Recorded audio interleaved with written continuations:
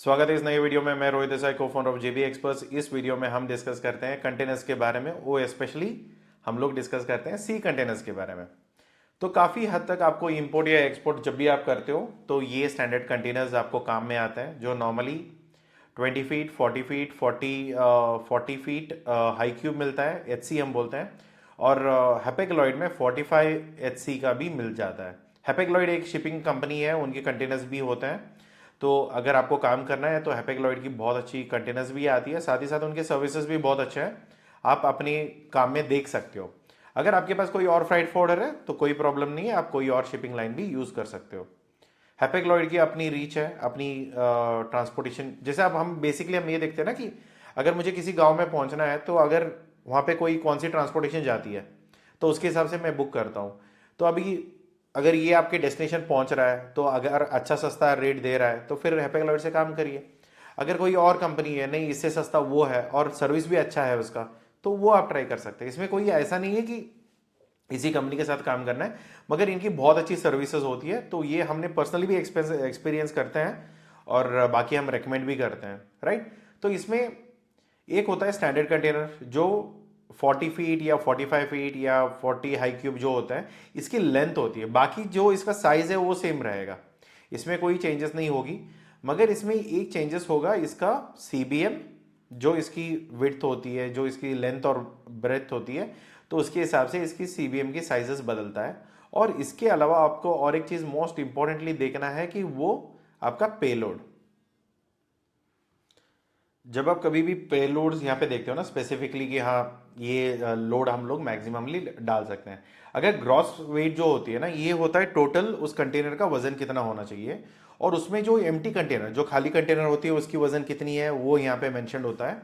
तो इसके बाद ये होता है कि इसका जिसमें हम लोग मटेरियल लोड कर सकते हैं, इसकी कितनी कैपेसिटी है और कितना हद तक हम लोड कर सकते हैं, वो आप यहाँ पे देख सकते हो। नॉर्मली कुछ कंटेनर्स में अगर हम लोग स्टैंडर्ड रूल रखते हैं कि 20 फीट में 24 मेट्रिक टन चला जाएगा और 40 फीट कंटेनर्स में 28 तक चला जाता है। मगर ये डिपेंड करेगा कि कौन से कंटेनर्स है और उसका वेरिएबल कैपेसिटी कितनी है। तो इसमें आप अगर 40 फीट कंटेनर्स पे अगर आप शिफ्ट करते हो तो इसका सीबीएम यहाँ पे बढ़ जाता है। सीबीएम आप एक स्टैंडर्डाइजेशन रख लीजिए।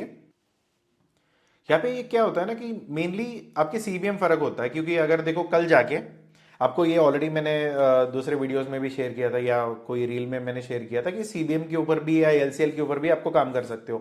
काफी बार ऐसा होता है कि जब सीबीएम में आप काम करते हो, अगर आप मान के चलो कि पूरे कंटेनर मुझे नहीं लेना है, कल जाके मुझे सिर्फ सीबीएम में काम करना है, पूरा कंटेनर तो बहुत महंगा पड़ेगा। अभी देखो मटेरियल कॉस्ट है, और यहाँ पे आपको पता चलेगा कि इतना मेट्रिक टन आप भर सकते हो। अगर उसमें ये भी होता है कि ऐसा नहीं कि ये आपने आपका कोई पत्थर का काम है या स्टील का काम है या मेटल का काम है, तो ये पूरा यूटिलाइज हो जाता है, कम जगह में बहुत कुछ यूज हो सकती है। मगर काफी बार ये होता है कि अभी आप मखाना भेज रहे हो तो मखाने में 40 फीट कंटेनर्स लगती है, कभी कभी 20 फीट कंटेनर लगता है। आपका वॉल्यूम कितनी है और कितना तक आपका ऑर्डर आया हुआ है, तो उसके ऊपर आप जितना क्वांटिटी है ये आप नॉर्मली अगर आप अपने सीएच या फ्राइट फॉरवर्डर को जब बता दोगे ना, जो ये हैपेक्लॉयड डायरेक्टली आप काम कर सकते हो एज ए कंपनी। अगर आपका अच्छा खासा वॉल्यूम है, अगर आपका वॉल्यूम इतना बड़ा नहीं है तो एक दो ही कंटेनर होता है, वो भी कभी तो होता है, तो इन दैट केस आप फ्राइट फॉरवर्डर से बात कर सकते हो। इनके एसोसिएटेड फ्राइट फॉरवर्डर्स होते हैं, तो वो आपके लिए डिटेल्स वगैरह दे देते हैं, इसके प्राइजेस, इसके रूट, इसके कंटेनर का कॉस्टिंग और इसके सारे मेजरमेंट के डिटेल्स। अगर आपको इसके अंदर का मेजरमेंट देखना है तो इनर डायमीटर होती है कि कल जाके ना मुझे ना पैलेट करना है। पैलेट मतलब यहाँ पे जो लकड़ी का है ना, ये वाली पैलेट होती है, इसके ऊपर हम लोग डब्बा रख के हम लोग उसको रैप करते हैं। तो इसकी अंदर की साइज कितनी जाएगी वो यहाँ पे मेंशन्ड है, कितना फीट है, कितनी इंचेस है, राइट। तो ऐसे आप देख सकते हो, या एमएम में भी आप कंपेयर करके देख सकते हो। तो यहाँ पे मेन चीज़ें ये होती है कि ये सारे कंटेनर जो होते हैं ये सीएससी से अपडेटेड होता है, अपग्रेडेड होता है। और दूसरा क्या है कि यहाँ पे सारे जो डोर ओपनिंग्स हैं वो भी आप देख लीजिए कि अगर मेरा कल जाके ना मैं फोकलिफ्ट से काम करूँगा, क्योंकि पैलेट होती है तो फिर फोकलिफ्ट से हो काम होता है। जब आप कंटेनर्स को एक्सपोर्ट करते हो तो इसमें फोकलिफ्ट यूज़ कर रहे हो तो कंटेनर पैलेट आपको डायरेक्टली लोड करने में थोड़ी आसानी रहेगी। अगर आप फोकलिफ्ट यूज़ करके कंटेनर लोडिंग करते हो तो आपको ना थोड़ी बहुत जगह की आइडिया होना चाहिए कि कितनी पैलेट जा सकती है। अगर हम लोग पैलेट लोड करने के बाद फोकलिफ्ट को आने जाने के लिए जगह रहेगी या नहीं रहेगी, ये काफ़ी कुछ चीज़ें आपको यहाँ पे चेक करना पड़ेगा, राइट। तो ये बेसिकली क्या है ना कि एक बार एक कंपनी से अगर आपके फ्राइट फॉरवर्डर से बात बन गई तो फ्राइट फॉरवर्डर को पता होगा कि आप मटेरियल कैसे भेजने वाले हो, किस तरीके का होगा, कैसे पैकेजिंग होगी, और उसको भी पता रहेगा कि अगर उसको जैसे आप प्रोडक्ट का नाम बोलोगे या एचएस कोड बोलोगे तो उसको समझ में आ जाएगा अगर वो ऑलरेडी काम कर रहा है। अगर नया बंदा है तो फिर हो सकता है कि कुछ गड़बड़ हो जाए, वरना नॉर्मली ये क्लियर आउट होते हैं, इसमें नॉर्मली दिक्कत आती नहीं है। तो यहाँ पे स्पेसिफिकली ये सारी डिटेल जो है ना, यहाँ पे जितनी वेट है, जितनी ग्रॉस वेट है, जितनी टेयर वेट है, ये नॉर्मली हर एक कंटेनर के ऊपर लिखा रहता है। काफ़ी बार ऐसा होता है कि कुछ कंटेनर्स थोड़ी कम वेट के होते हैं, उसकी कैपेसिटी कम होती है, क्योंकि इसके ना 4 जगह पे लोड पड़ते हैं। जो इसके पिलर्स होते हैं ना उसके ऊपर लोड पड़ता है, इसके बीम के ऊपर लोड पड़ता है, बाकी जो है ना वो सारी चीज़ें जस्ट वो दीवार जैसा है, जैसे घर की दीवार नहीं होती है, सेम कंस्ट्रक्शंस होते हैं। बीम और उसकी जो कॉलम्स होते हैं उसी पे ही सारा लोड होता है, बाकी कुछ इसमें होता नहीं है, राइट। तो दूसरा चीज आपको यहाँ पे देखना है कि हैपेक्लॉयड का एक बेनिफिट ये है कि अगर आप कॉफी में या कुछ और चीज़ों में काम करते हो तो ये इनकी एक्सपर्टीज है इन चीज़ों में, क्योंकि वो लोग कॉफ़ी में बहुत अच्छा काम करते हैं, और इनकी कंटेनर्स को आप सैनिटाइज करने की ज़रूरत नहीं है, या उसका जो एयर कंडीशन मतलब जो वेंटिलेशन होती है वो बहुत सही होता है। तो काफ़ी हद तक हैपेक्लॉयड की कंटेनर्स बहुत अच्छे आते हैं मार्केट में। अगर आपको ज़्यादा महंगा पैसे दे के लेना नहीं है तो फिर आप देख सकते हो, क्योंकि हैपेक्लॉयड को भी थोड़ा बहुत कंपेयर मार्केट में तो सब है, अभी मार्केट में कंपटीशन है, तो अभी आप देख सकते हो कि कितना प्राइस पे है। अगर कंटेनर या पूरा लॉजिस्टिक का खर्चा आपको कम में आ रहा है तो हैपेक्लॉयड से काम कर लीजिए। अगर ज़्यादा ही महंगा है तो फिर देख लीजिए, अपनी जो जितनी बजट है उतने हिसाब में काम होना चाहिए। इसमें आप हाईक्यूब भी देख सकते हो, हाईक्यूब पे ज़्यादा कुछ फर्क नहीं होता, इसकी थोड़ी हाइट बढ़ जाती है कंपैरेटिवली, तो वो चलते हैं। तो इसकी सीबीएम बढ़ जाता है, इसके हाइट बढ़ जाते हैं, और थोड़ी बहुत इन्फॉर्मेशन इनसाइड में अगर आप देखोगे या उसका डोर ओपनिंग देखोगे, थोड़ी इसकी मेजरमेंट थोड़ी बदली सी रहती है, राइट। तो वो आप देख के प्लान आउट कर सकते हो। इसमें लोड सारे सेम ही है, मगर इसके थोड़े बहुत हाइट थोड़ी चेंजेस रहती है, इसलिए इसको हाईक्यूब बोलते हैं, राइट। तो इसमें और कौन से कंटेनर्स हैं? इसमें एक स्टैंडर्ड हार्ड टॉप आते हैं, फिर इसके ऊपर ओपन टॉप कंटेनर्स आते हैं, जो नॉर्मली कोई भी प्रोडक्ट है जिससे क्रेन यूज होके ना ऊपर से हम लोग नीचे रख पाए, क्योंकि दरवाजे से तो रख नहीं पाएंगे। ऐसे कोई काफ़ी सारे मटेरियल्स होते हैं जो काफ़ी हैवी होते हैं, तो एक ही पूरा मतलब आप मान सकते हैं कि एल्यूमिनियम का रेलिंग है, शीट जो आती है ना, रोल जो मेटल शीट्स होते हैं, तो अगर उसको लोड करने तो नॉर्मली क्रेन से ना ऊपर से लोड होके कंटेनर फिलअप कर देते हैं। तो ऐसे काफ़ी सारे काम होते हैं। तो आप देख सकते हो कि इसकी क्या एप्लीकेशंस हैं। फ्लैट बेड्स होते हैं नॉर्मली आपके बस के लिए या इंजीनियरिंग इक्विपमेंट के लिए या प्रोपेलर्स के लिए, बहुत सारे काम आता है। दूसरा, अगर आप कोई पेरिशेबल प्रोडक्ट में काम करते हो, मान के चलो कि कोई सब्जी है, कोई और प्रोडक्ट्स है जिसमें टेम्परेचर की ज़रूरत है, कि नॉर्मली आप मान चल सकते हो कि आइसक्रीम भेज रहे हो या कोई और डेयरी प्रोडक्ट्स भेज रहे हो, सब्जियां भेज रहे हो जो खराब होगी, जो वो सारी चीज़ें आप रीफर कंटेनर में भेज सकते हो। रीफर कंटेनर भी 20 फीट का भी मिलेगा आपको और 40 फीट का भी मिलेगा। तो 20 फीट का सीबीएम में यहाँ पे आप देख सकते हो, इसका भी इनर आउटर डायमीटर, क्योंकि इसमें क्या होता है ना, वेंटिलेशन के लिए एक एक्स्ट्रा जगह होती है, तो इसके लिए थोड़ा आप देख लेना कि इसकी वाइड कितनी है और इसका डोर ओपनिंग्स कितने हैं और इसके वॉल के थिकनेस कितने होते हैं, क्योंकि सारे इंसुलेटेड होते हैं तो थोड़ी बहुत सीबीएम कम हो जाती है। जो नॉर्मली अगर 20 फीट की अगर आप ड्राई कंटेनर देखते हो तो वहाँ पे 33 था और यहाँ पे 28 है, तो थोड़ी सीबीएम कम हो जाती है। तो क्योंकि वॉल थिकनेस वगैरह बढ़ जाते हैं, क्योंकि उसकी टेम्परेचर अंदर रोकना पड़ता है, कि अगर नॉर्मल कंटेनर ले लिया तो फिर वो मॉइस्चर पकड़ के या वो ठंडी पकड़ के वो निकाल देता है। तो इंसुलेशन होना चाहिए। तो इंसुलेशन की जो होती है ना, उसकी एक मोटापा होता है, तो फिर वो मोटापा यहाँ पे आपको वॉल थिकनेस में देखना पड़ेगा। और ये मैं दोबारा बता रहा हूँ, हर एक कंटेनर की स्टैंडर्ड मेजरमेंट्स होती नहीं है। अलग अलग कंटेनर्स अलग अलग ब्रांड के बने होते हैं और अलग अलग कंटेनर अपने अपने हिसाब से होते हैं, राइट। यहाँ पे आप देख सकते हो केजी के वजन है, तो यहाँ पे ओवरऑल आप वजन कैलकुलेट कर लो कि इसकी पेलोड यहाँ पे कितनी हो सकती है, राइट। 29 मेट्रिक टन तक यहाँ पे जा सकता है। तो इसका हाइट है, वेट है, डायमेंशंस है, और इसमें ही 40 फीट कंटेनर्स भी आपको मिल जाएगा। तो इसकी सारी अंदर दरवाजे सब देख लीजिए। सीबीएम यहाँ पे आप देख सकते हो, जो 73 आते हैं वो 67 आ जाता है, 4-5 सीबीएम कम हो जाता है ड्यू टू वो एक वॉल थिकनेस की वजह से।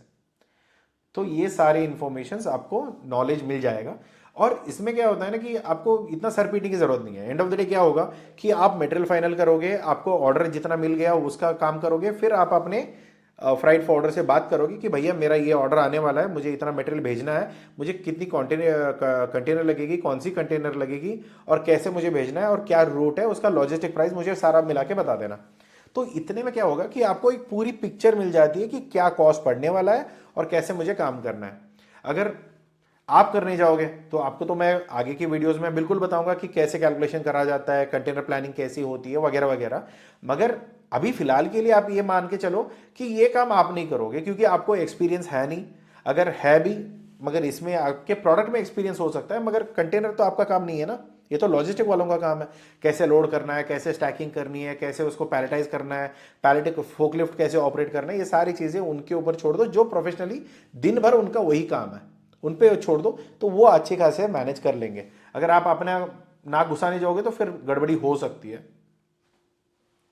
तो यहाँ पे दूसरी आप कंटेनर की पैकेजिंग देख सकते हो कि क्या क्या चीज़ें हैं, इसकी एनवायरमेंटल क्या इफेक्ट पड़ेगी, कितनी बड़ी, अगर मॉइस्चर बैग्स कैसे होते हैं, ये सारे हैपेग-लॉयड के ही हैं, राइट। ये सारे डॉक्यूमेंट जो मैं रेफर कर रहा हूँ ये सारे हैपेग-लॉयड के ही हैं। ऐसा कोई ये स्पॉन्सर्ड नहीं है, मगर आप इंफॉर्मेशन के लिए आप यहाँ पे सारी डिटेल्स आप चेक कर सकते हो। जो मैं बता रहा था इनकी थोड़ी बहुत क्वालिटीज़ में बेहतर होती है, इनके पास हुक्स होते हैं जो एडिशनल सपोर्ट मिलती है कंटेनर में, जो मटेरियल हिलते डुलते हैं उसको टाई अप करने के लिए। जो यहाँ पे बाउंड्रीज में जो यहाँ पे हुक्स देख पा रहे हो ना, ये सारे हुक्स आपको दिखते हैं। तो ये मेन काफ़ी इंपॉर्टेंट होता है कि अगर थोड़ी बहुत गड़बड़ी भी होती है, अगर थोड़े बहुत सरकने की चीज़ें थोड़ी बहुत सरक गई या थोड़े में, क्योंकि क्या होता है ना कि ऐसा तो नहीं है कि वो ज़मीन पे चल रहे हैं। अगर इंडिया में तो ज़मीन पे भी चलेंगे तो भी मटेरियल हिल जाता है, मगर ये तो चीज़ें समुद्र में चलते हैं। तो काफ़ी बार क्या होता है कि थोड़ी वेव्स ऊपर नीचे होने से ना थोड़ी कंटेनर में मूवमेंट्स आती है, तो उसको भी प्रोटेक्ट करने के लिए ऐसे काफ़ी सारे हुक्स हैं जो आपके फ़ायदे के लिए होते हैं, राइट। और वेंटिलेशन, छोटे छोटे वेंटिलेशन भी होते हैं। ये सारी चीज़ों में नहीं होता है, अलग अलग कंटेनर्स उनकी रिक्वायरमेंट के हिसाब से होता है। और जो मैं बता रहा था सीएससी के सारे सेफ्टी अप्रूव्ड होते हैं, और जो इसके कंटेनर के ऊपर लिखा जाता है ना, जैसे मैं बता रहा था कि कंटेनर्स के ऊपर सारा लिखा होता है, तो ये जो कंटेनर्स के ऊपर जो लिखा होता है, यहाँ पे जो नंबर्स हैं, यहाँ पे जो डिटेल्स मेंशन होती है, ये सारी चीज़ें सर्टिफाइड होते हैं किससे, सीएससी से, राइट। तो सीएससी से जो एजेंसी है वो अपडेट करती है कि कंटेनर की सेफ्टी कितनी है, या उसका टॉलरेंस कितना है, उसका वेट कितना ले सकता है, उसकी ड्यूरेबल वेट क्या होती है, ये सारी चीज़ें वो कैलकुलेट करके आपके लिए वो लिख के मतलब वहाँ पे लगा देते हैं। तो वो कंटेनर अगर अप्रूव हो जाता है तो फिर वो कंटेनर्स मार्केट में आ जाते हैं जो आपके लिए फैसिलिटेट करते हैं।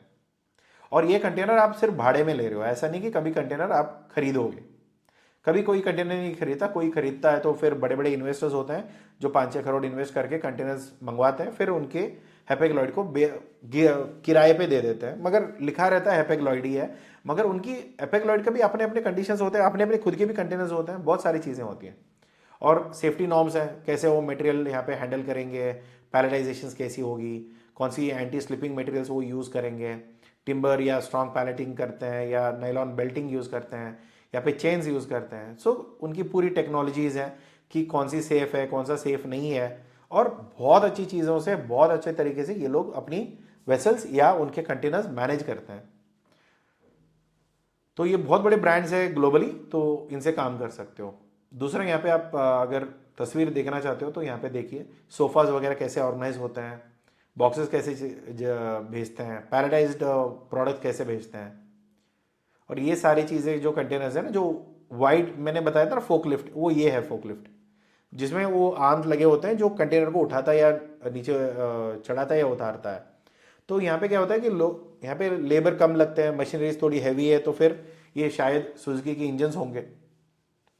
तो कुछ चीज़ों में ऐसे ऐसे पैकेजिंग्स होते हैं।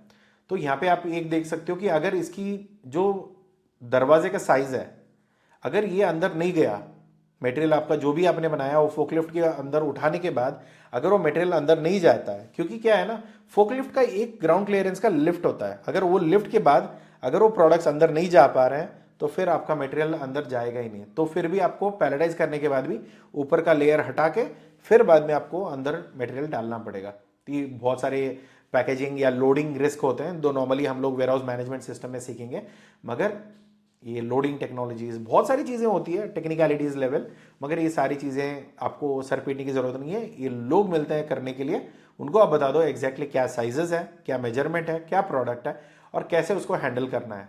क्या डब्बा रखना है कि ऐसे रखना है, गनी बैग जो यहाँ पे रखे हुए हैं, कारपेट्स हो सकते हैं, बाकी काफ़ी कुछ हो सकती है। जो मैं बता रहा था ना कि अल्यूमिनियम की फॉइल है या स्टील का फॉइल है या मेटल का कोई फॉइल है, वो पूरी कंटेनर में इतना ही होगा, मगर वजन के हिसाब से ये पूरा कंटेनर का खत्म कर चुका है। 28 मेट्रिक टन के करीब करीब पहुंच चुका होगा ये।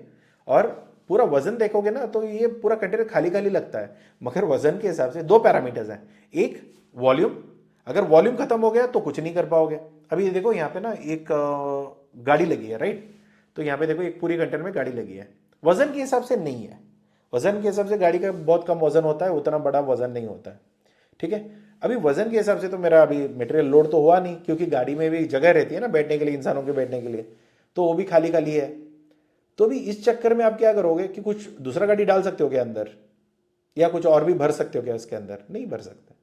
एक कंटेनर में अगर गाड़ी ने, या वॉल्यूमेट्री जो बोल रहा हूं, अगर आपने रुई भर दी, वो जितना रुई उसके अंदर जो बेल होती है, उसकी रुई की बेल जो होती है, तो अगर वो एक बार अंदर चला गया, उसका वजन कितना भी, उससे कोई फर्क नहीं पड़ता। या एक बार मैंने जो ये मेटल की जो रोलिंग मैंने रख दी, तो इसके बाद कितना भी जगह बचे, मैं ये नहीं करूंगा कि हाँ मेटल रोल तो रख दिया, अभी जगह बची है कुछ और रख देंगे, ऐसे तो नहीं होता है। जो भी एक बार मेटल का पैरामीटर पहुंच गया या उसका साइज का पैरामीटर पहुंच गया, जो सीबीएम है उसकी वो खत्म हो गई, तो इसके बाद वो कंटेनर में कुछ नहीं कर सकते। उसको जो जितना डला हुआ है उतना डाल के आप कस्टम में आप पैकेजिंग लिस्ट बना के कस्टम वालों को दे दोगे, वो अप्रूव करके कंटेनर बाहर निकालेंगे, वरना इसका कोई मतलब नहीं है। और ये सारे मटेरियल्स यहाँ पे आप देख सकते हो। काफ़ी लोग ना, आपको मैं यहाँ पे बता रहा हूँ, ये सारे काफ़ी सारे डॉक्यूमेंट्स आपको मिल जाएंगे। काफ़ी लोग तो यहाँ पे 10-10 हज़ार देके पोर्ट पे जाके ये देखना चाहते हैं, तो इसमें देखने तो मुझे नहीं पता, ठीक है, जैसे लोगों की मर्जी है। तो यहाँ पे स्टील फॉइल्स हैं, बाकी सारे चीज़ें मिल जाती है। एक कंटेनर में क्या क्या चीज़ें लोड होती है, कैसे कैसे ऑपरेशंस होता है, ये सारी चीज़ें यहाँ पे मिल जाएगी आपको। जो फ्लैट बेड है, जो आपको नॉर्मल तरीके में हम लोगों को काम में नहीं आता है, अगर हम लोग कुछ और इंजीनियरिंग प्रोडक्ट्स में अगर हम काम नहीं कर रहे हैं, प्रोपेलर्स में काम नहीं करते हैं, तो फिर ये सारी चीज़ें उसमें काम में आते हैं। नॉर्मली ये इंजीनियरिंग की जो हाइड्रोलिक हेड होती है, ये वो हेड है। तो ऐसे काफ़ी सारे फ्लैट बेड रिक्वायरमेंट होगी। ये प्रोपेलर्स होते हैं जो टर्बाइंस में लगते हैं, और काफ़ी सारे इलेक्ट्रॉनिकल इक्विपमेंट्स होते हैं जो एबनॉर्मल साइज होते हैं, जो नॉर्मली अगर आप कंटेनर में डालने जाओगे ना, ये जाएगा ही नहीं। इसको आराम से आप फ्लैट बेड ले लो, उसके ऊपर आराम रखो, फिर पूरी उसकी टाई अप कर दो, जो भी मटेरियल से है, जो रेकमेंडेड मटेरियल से, वायर से हो सकती है, चेन से, यहाँ पे चेन यूज़ किया उन लोगों ने। तो ऐसे इसकी मूवमेंट रोकने के लिए, क्योंकि अगर ये किसी और कंटेनर पे या किसी और पे गिर गया तो दिक्कत हो सकती है। और यहाँ पे आप देख सकते हो ना, इसकी थोड़ी एबनॉर्मल साइज है, ये थोड़ी ऊपर है, ये 40 फीट कंटेनर के अंदर नहीं जाएगा, ये फ्लैट बेड पे जाएगा, और इसका जितना भी साइज है इसके ऊपर कुछ नहीं आएगा। यही लास्ट ऊपर, आप अगर कभी वेसल पोर्ट वगैरह विजिट करते हो तो पूरी वेसल के ऊपर आप देखोगे ना, ऐसे वाले मटेरियल्स होंगे जो अबनॉर्मल साइज होते हैं, और उसका भी एक कैलकुलेशन होता है, ज़्यादा एबनॉर्मल होंगे तो फिर कैसे होगा, क्या होगा, ये सारी चीज़ें वो मैनेज करते हैं। तो यहाँ पे पूरा देख लीजिए, पूरी यहाँ पे जो कंटेनर्स लगे हुए हैं उसके ऊपर सीलिंग होती है, फिर उसके बाद ये जो मटेरियल्स होते हैं ये स्लिप ना हो, इसके लिए टाई अप करना है, सारी चीज़ें सेफ्टी पॉइंट ऑफ व्यू हर एक कंपनी करती है। हैपेग्लॉयड थोड़ी उनके उस इसमें प्रोफेशनल्स हैं।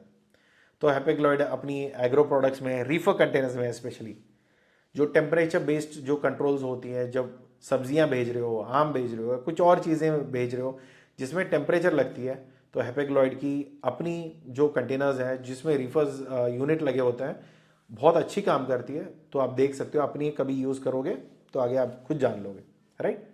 तो अगर यहाँ पे आपको मेजरमेंट देखना है कि कंटेनर की कितनी मेजरमेंट होती है, ये सारे डॉक्यूमेंट्स इधर ही है। आपको क्या करना है, सर्विस पे जानी है, कंटेनर कार्गो पे क्लिक करना है, कंटेनर्स पे क्लिक करिए, नीचे आने के बाद ना इनके सारे पीडीएफ यहीं पे है। आपको जो भी डॉक्यूमेंट्स मैं यहाँ पे बता रहा हूँ वो सारा वहीं पे है। आप हर एक चीज़ निकाल के मगर यहाँ पे पूरा देख लीजिए। हाँ, मगर मैं दोबारा ये चीज़ बता रहा हूँ कि ये सारे डॉक्यूमेंट जो मैं यहाँ पे बता रहा हूँ, ये सारे डॉक्यूमेंट्स या इसके साइजेस जो है वो हैपेग्लॉयड की है। अगर कंटेनर हैपेग्लॉयड से आता है तो फिर ये मेजरमेंट पे आएगा, या इनके वेराइटीज़ होती है। तो कभी इतना ध्यान में रखना कि कभी ऐसा ना हो कि हैपेग्लॉयड से मेजरमेंट ले रहे हो और किसी और की कंटेनर मंगवा रहे हो। तो अगर ऐसे करोगे तो फिर मेजरमेंट कंटेनर किसी से भी मंगाओ, उससे कोई फ़ायदा या नुकसान नहीं है। एंड ऑफ द डे मेरा माल ठीक ठाक क्लाइंट के पास पहुंच गया, मुझे उसी खुशी है। मगर दिक्कत यह है कि काफ़ी बार क्या होता है कि मेजरमेंट या साइजेस हम लोग हैपेग्लॉयड से कंपेयर करते हैं और जाके कोई और कंटेनर बुक करते हैं, तो उसमें क्या होता है कि थोड़ी बहुत फ़र्क आ जाती है। तो उस फ़र्क की वजह से आपका बिजनेस खराब नहीं होना चाहिए, क्योंकि इतना मेहनत करके बायर लेके आके सारा मटेरियल लोड करके सब कुछ हो गया, अभी जाके कंटेनर ठीक से लोड नहीं कर पा रहे हैं, तो फिर वो दिक्कत आती है, राइट। इसकी सारी मेजरमेंट है, क्या साइजेस है वगैरह वगैरह, ये सारा डॉक्यूमेंट आप डाउनलोड कर लीजिए और पूरा समझ के आप अपना एक्सपोर्ट इंपोर्ट बिजनेस शुरू करिए। हैप्पीक्लॉइड के फ्राइट फॉरवर्डर्स काफ़ी सारे लोग हैं, हम भी करते हैं, अगर कोई ज़रूरत पड़ती है तो बिल्कुल बताना। और ये सारी चीज़ें भी हैं। ये रीफर कंटेनर्स है, ये 40 फीट के 20 फीट के हैं और ये 40 फीट के हैं। जो यूनिट लगी होती है इसमें टेम्परेचर्स होते हैं, प्रॉपरली आपको बताना पड़ेगा कि कितने टेम्परेचर आपको चाहिए होता है। तो यहाँ पे -40 डिग्री सेल्सियस से लेके +30 डिग्री सेल्सियस तक पूरा रेंज इनके पास मिल जाता है। मगर उसकी कैपेसिटी होती है काफ़ी, कुछ 20 फीट कंटेनर्स में थोड़ी टेम्परेचर्स ऊपर नीचे होती है, या उनके यूनिट सेम लगे होते हैं। मगर काफ़ी कंटेनर्स मैंने देखे हुए हैं 24 से ज़्यादा नहीं जाते नीचे। तो हैप्पीक्लॉइड में -40 तक भी मिलता है। अभी +30 की ज़रूरत है क्या? कुछ प्रोडक्ट्स इतने सेंसिटिव होते हैं, फार्मास्यूटिकल प्रोडक्ट्स हैं, जो एट -20 डिग्री पे ही सेव करना है, +20 डिग्री सेल्सियस।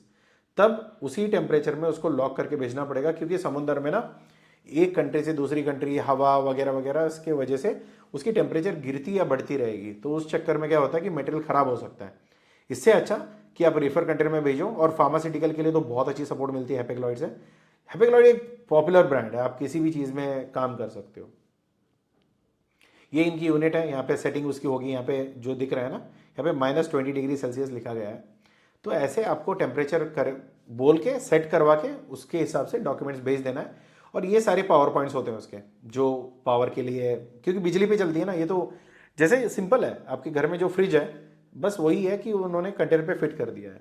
बस वो टेम्परेचर और उसका अर्थिंग, उसका पावर वगैरह सब वो नॉर्मली कंटेनर से ही उठाते हैं, जो वेसल होती है वहाँ से आ जाता है।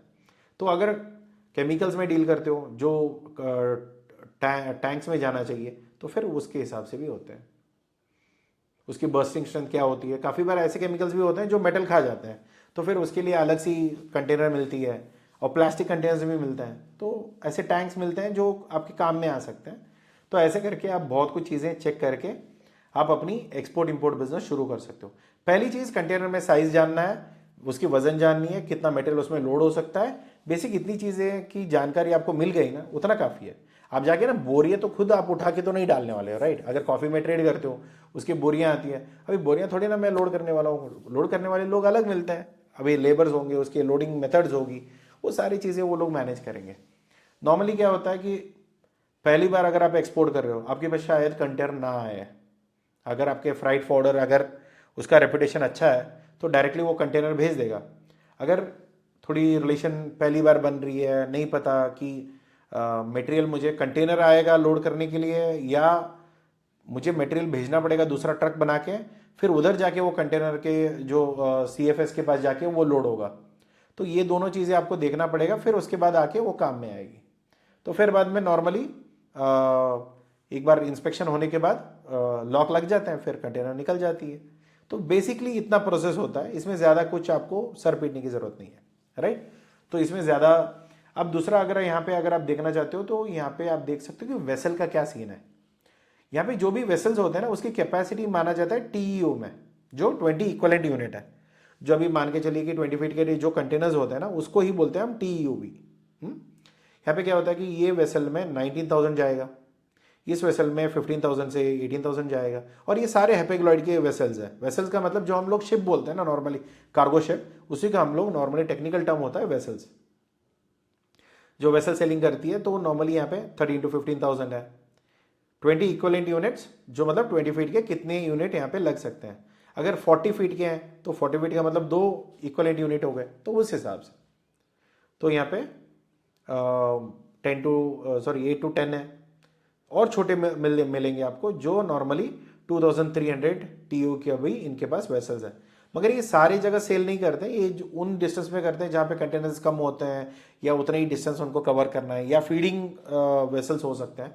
तो ऐसे काफ़ी सारी चीज़ें हैं जो टेक्निकलिटीज़ आपको जैसे जैसे काम करना शुरू करोगे तब आपको पता चलेगा। मगर जितना आपको चाहिए उतना ही नॉलेज आपको लेना है, क्योंकि बाकी का जो है ना, ये सारे वेसल है, हैप्पीक्लॉइड है, इनकी अलग अलग टर्मिनोलॉजीज है, मेजरमेंट्स हैं, ये इससे आपका कोई मतलब नहीं है। आपको देखना है कि मुझे कंटेनर में काम करना है कि अगर मुझे पूरी कंटेनर भर के काम करनी है तो पैसे ज़्यादा लगेंगे, रिस्क ज़्यादा रहेगी। पेमेंट टर्म्स अगर ठीक ठाक है तो नो प्रॉब्लम। अगर पेमेंट की प्रॉब्लम है, भरोसा नहीं है, अभी बायर थोड़ा कम पैसे देने के लिए तैयार है, मुझे इतना रिस्क नहीं उठाना है, तो सीबीएम आप कैलकुलेट करके आप फ्राइट फॉरवर्डर से बात करो, सीबीएम में आप काम कर सकते हो। तो सीबीएम में जब आप काम करोगे तो उसका लेंथ ब्रेथ हाइट जो है वो मीटर पे कैलकुलेट करिए, तो फिर इंटू करके उनको बता देना कि मेरा इतना सीबीएम है और इतना वजन है। तो फिर वो वॉल्यूमेट्रिक के लिए एक वेट होता है चार्जेबल वॉल्यूम, तो उतना चार्जेबल वॉल्यूम पे वो पैसे आपको बता देंगे कि हाँ सर इतना मटेरियल लग जाएगा, आपका मटेरियल इधर से इधर पहुंचाने में आपका इतना कॉस्ट आएगा, आप देख के बता दीजिए। अगर ठीक लगता है तो फिर आप यहाँ पे वो लोकेशन देंगे आपको, तब तो कंटेनर नहीं आएगी क्योंकि पार्सल आपकी छोटी रहेगी, तो फिर आपको उसके जगह पे भेजना है जहाँ पे कंटेनर की स्टफिंग होती है, और सारा डॉक्यूमेंट्स देके कस्टम वाले चेक करके उसको लॉक करके भेज देते हैं। तो ये सारी चीज़ें मैनेज होती है। ये सब देख लीजिए, पूरी समझ लीजिए। अगर आपको कुछ और डॉक्यूमेंट्स चाहिए तो फिर यहाँ पे आप रेफर कर सकते हो, फिर काम करना शुरू करिए। अगर कॉफ़ी में अगर कोई काम कर रहा है और हैपेक्लॉइड को यूज़ करना है, कॉफ़ी के लिए बहुत अच्छी इनकी सर्विसेज हैं, 2-3 वीडियोज़ भी हैं इनके यहाँ पे, अगर चाहिए तो फिर आप जाके इनके वीडियोज़ भी देख सकते हो कि कैसे होता है, क्या होता है, राइट। क्योंकि मैं वीडियो यहाँ पे प्ले नहीं करूँगा, तो काफ़ी सारी इनकी वीडियोज़ हैं जो हैपेक्लॉइड में लोडिंग कैसी होती है। अगर जाके काफ़ी लोग क्या करते हैं 10-15 हज़ार डाल के जाके विजिट करके आते हैं पोर्ट, तो इससे अच्छा जाके यहाँ पे देख लीजिए कि क्या क्या चीज़ें देखना है, क्या क्या चीज़ें समझ सकते हो। तो सारा सब कुछ knowledge end of the day कहीं से भी मिल गया तो आप काम करना शुरू कर सकते हो, ठीक है।